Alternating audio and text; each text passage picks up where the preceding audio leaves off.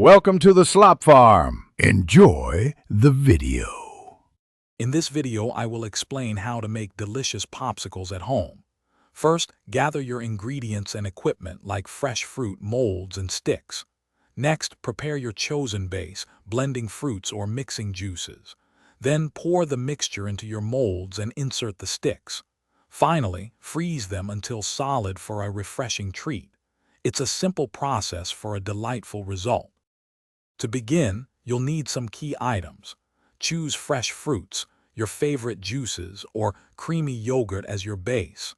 Don't forget your popsicle molds and sticks, which are crucial for shaping.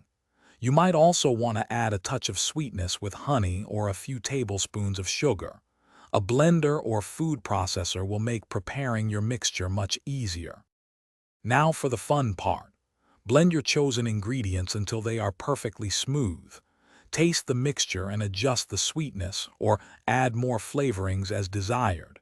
Carefully pour the liquid into your popsicle molds, leaving a small space at the top for expansion.